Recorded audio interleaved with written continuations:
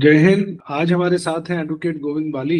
Advocate Bali is practicing in Armed Forces Tribunal, Delhi High Court, and he focuses his work on the Armed Forces Tribunal matters related to the Army Act and disability.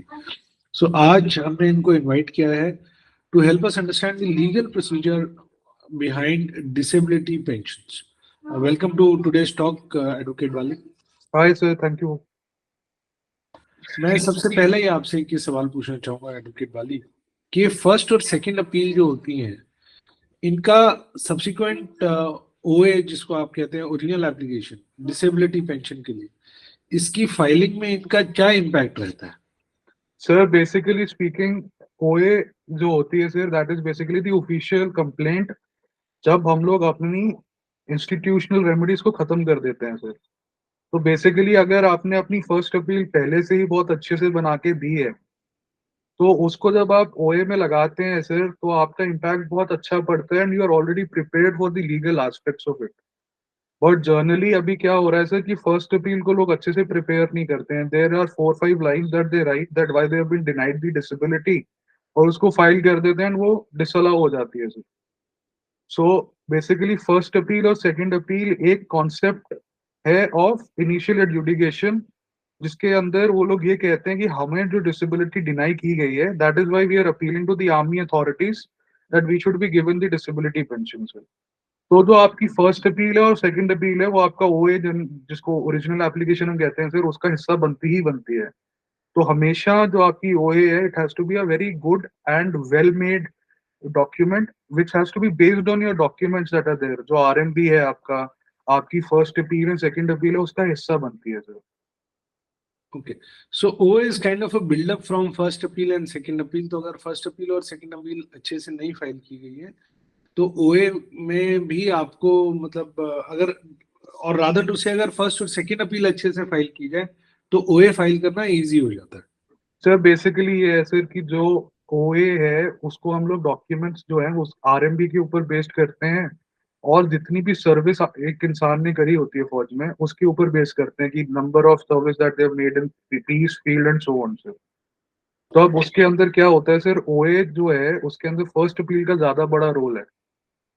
Practice और procedure में sir Delhi AFT के अंदर second appeal बिना file करे भी हम लोग AFT जा रहे हैं सर।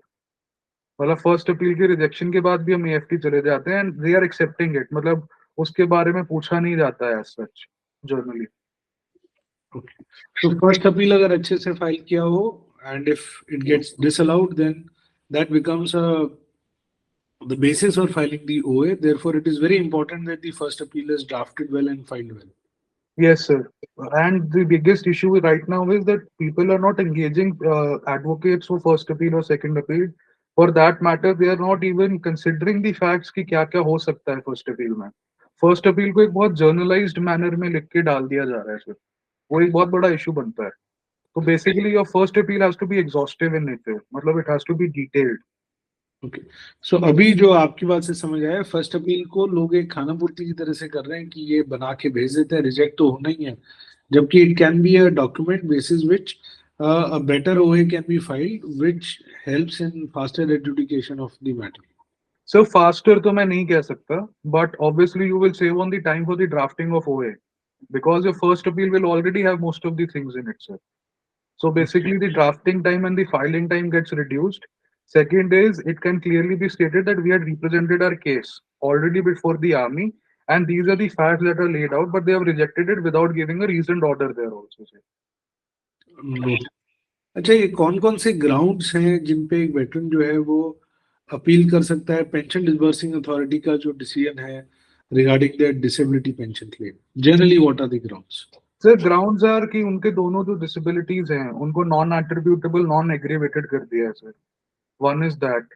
सेकेंड इज सर कि अगर उनको डिसेबिलिटी दी गई है तो डिसेबिलिटी परसेंटेज जब आप 20% दे दिया है बट उसके बाद भी नॉन एग्रीवेटेड नॉन एट्रीब्यूटेबल दे रखा है सर।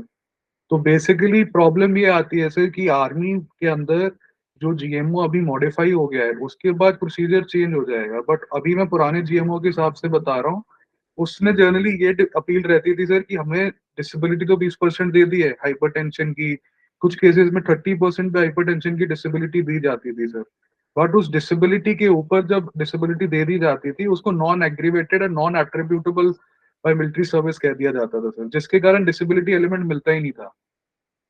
सो उसके लिए लोग कोर्ट जाते थे, और दूसरा एक डिसीजन इसलिए जाते थे सर बिकॉज उसमें ये कह दिया जाता था यार disability has got no relation with the military service.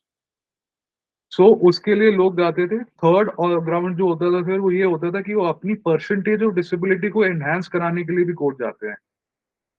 अभी कुछ केसेस ऐसे भी हुए सर कोविड टाइम पे जो आरएमबीज हुए उसमें लोगों की आरएमबी किया ही नहीं गया।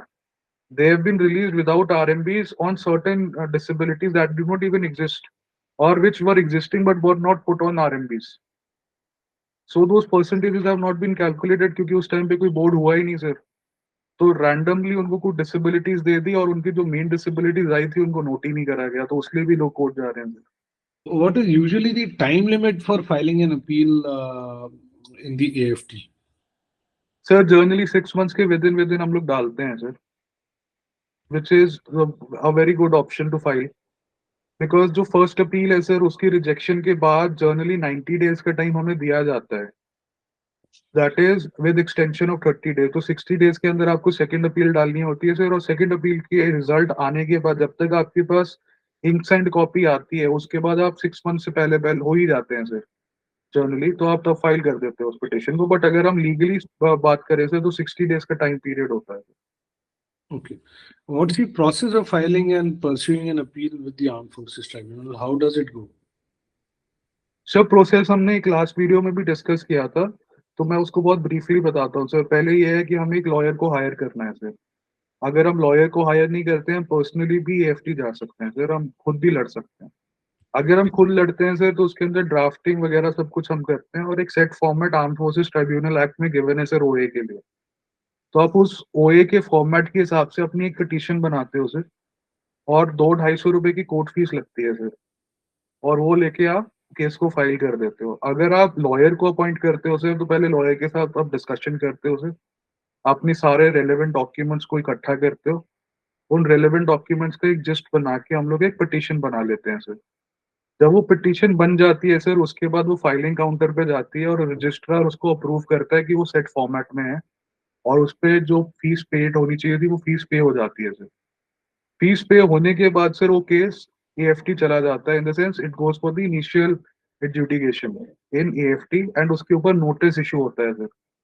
नोटिस इशू होने के बाद सर फिर हम रिप्लाई का वेट करते हैं। जब रिप्लाई आता है तो हम लोग रीजॉइंडर फाइल करते हैं, then the final hearing takes place sir. What are typically the chances of success for a veteran's appeal against the pension disbursing authorities' refusal to grant a disability pension? Sir it can not be quantified as such sir, मतलब अगर हम कहते हैं कि 90% chance है, 100% chance है, वो individual base cases हैं sir. For example an individual has never worked in stressful conditions, or a person was never posted to a field location, or the person's service conditions were not such that he could have got a disability, then obviously the chances are slightly less. But ज्यादातर cases में से ज्यादातर officers ने, जवानों ने, and for that matter even nursing officers ने हमेशा cases में यही देखा है कि they already worked in a lot of high stress areas, their job appointments, charter of duty ज्यादातर अच्छा होता है सर, जिसमें उनको स्ट्रेस भी है, then they've got a lot of pressure on them, तो उस केसेस के अंदर chances are very high sir. Okay. मेरा लास्ट सवाल जो है आपसे इससे रिलेटेड हुए कि मान लीजिए एएफटी गए, वहां भी रिलीफ नहीं मिला, तो एस्केलेशन मैट्रिक्स क्या है? सर व्हाट कैन जनरली पहले जो escalation matrix sir that was the Supreme Court sir, so we used to file an SLP in the Supreme Court of India sir, but अभी certain matters में high court भी जा रहे हैं sir for escalation. सो मतलब AFT की appeal जो है वो high court, applicable high court में मेंटेनेबल है? Yes sir. All right, thank you so much, Advocate Bali. That was Advocate Govind Bali with us. He practices in AFT Delhi, and he helped us understand the basic legal framework around the process of filing and seeking justice if you have been denied disability pension due to attributable, oblique, and aggravated or both kind of disabilities. Thank you for your time, Advocate Bali.